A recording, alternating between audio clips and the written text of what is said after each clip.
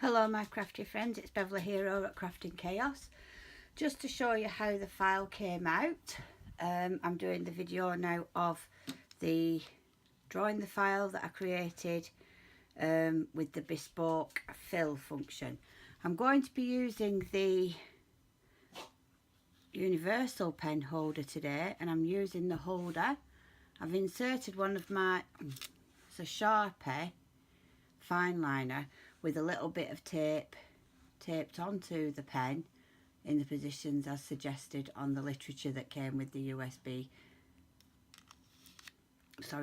universal pen holder. So I'm just tightening that into position and we look good to go. So I'm going to insert that instead of my blade into my scan and cut machine. Then I'm going to try to find the file. So it should be in patterned, save data. I've saved it to my USB. I want FCM and I'm looking for the fill. There it is, fun friend. I'm just going to do one of the words at this time just for time.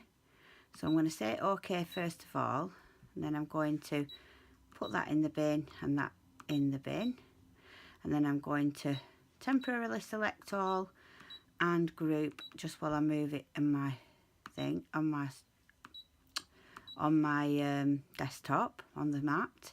Then I'm going to reduce the size just so that it'll do it quicker basically. Then I'm going to say OK. I'm going to ungroup now, say OK, OK, and click draw, and that should just come up with the draw parts of the file.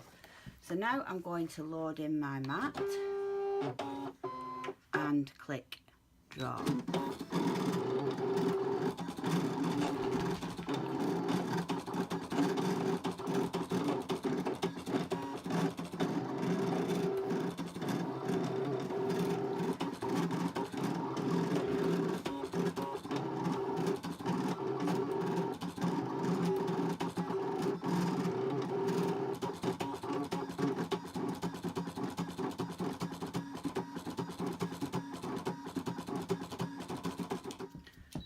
So it's at the end of the draw process now, so without unloading my mat, I'm going to switch out the universal pen holder for the blade, say OK, and then cut.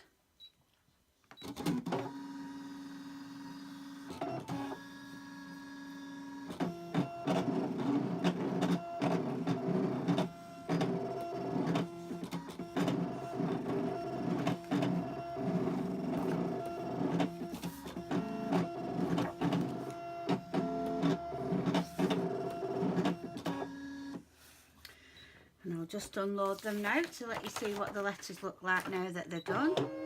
So there they are with the bespoke, if I can get them out, fill. They're very stuck to the mat with all that.